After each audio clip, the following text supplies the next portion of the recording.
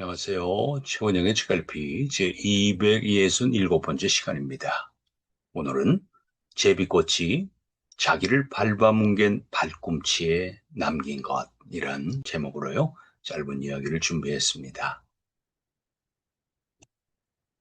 누군가에게 힘이 되어주는 것이 사랑이죠.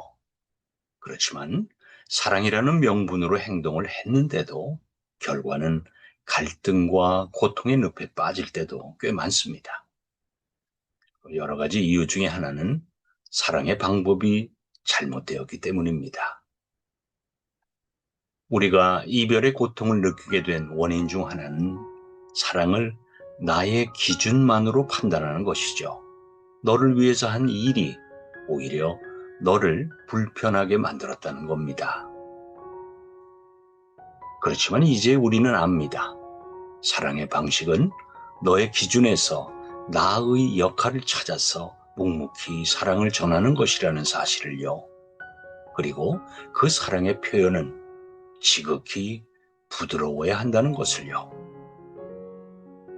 법정 스님은 바닷가의 조약돌을 그토록 둥글고 예쁘게 만든 것은 무쇠로 된 정이 아니라 부드럽게 쓰다듬는 물결이라는 것을 이라고 했습니다.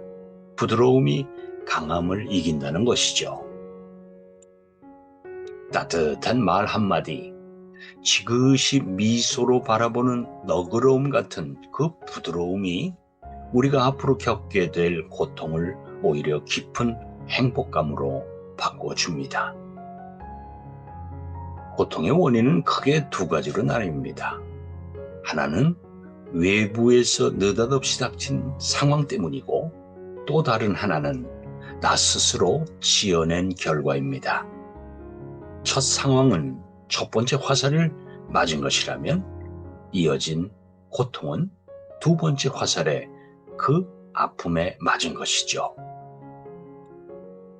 고통을 더 아프게 하는 것은 첫 번째 화살이 아니라, 즉 외부에서 온 고통이 아니라 두 번째 화살, 나 스스로 그 고통을 아파하고 원망하고 분노하는 그 두 번째 화살이라는 점도 우리는 알았습니다. 고통의 원인이 외부 상황이든 아니든 나 스스로 또는 지은 것이든 결국 내 스스로 지어낸 원망이나 분노라는 두 번째 화살 때문에 우리가 더 많이 고통받고 있다는 점을 우리 모두 인식하는 것이 중요합니다.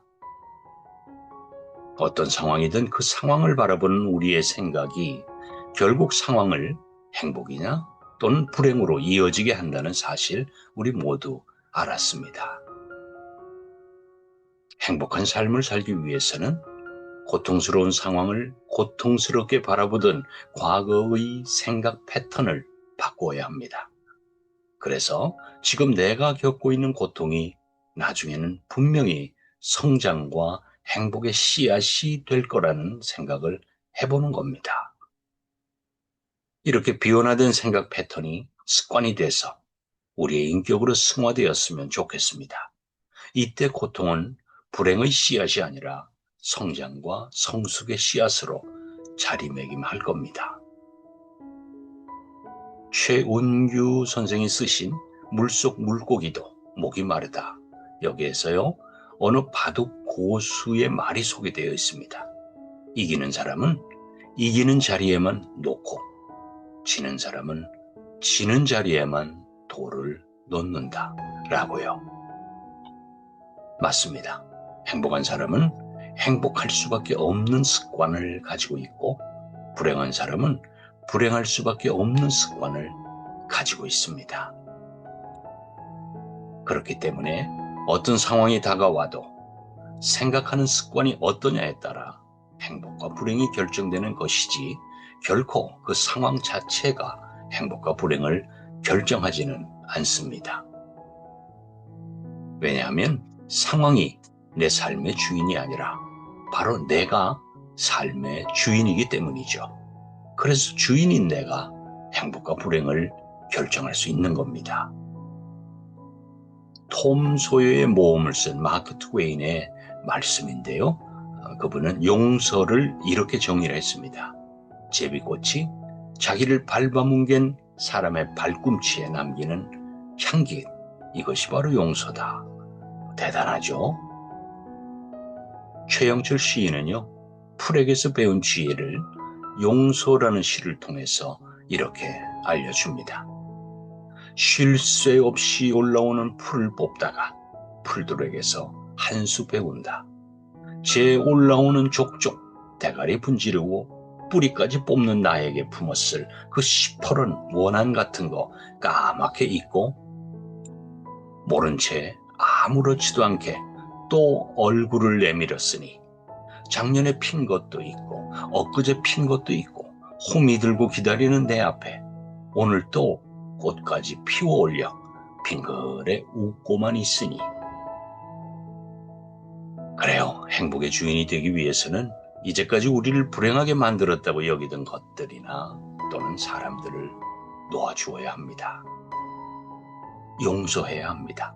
용서는 원망하지 않는 마음입니다. 원망 덩어리를 가슴에 품고 살면 오히려 자신만 해칩니다. 내가 건강한 삶을 살기 위해서라도 그들을 놓아주어야겠죠. 자신의 잘못으로 불행해졌다면 그런 잘못을 한 나까지도 용서해야 하고 나에게 피해를 준 가해자들도 용서해야 합니다.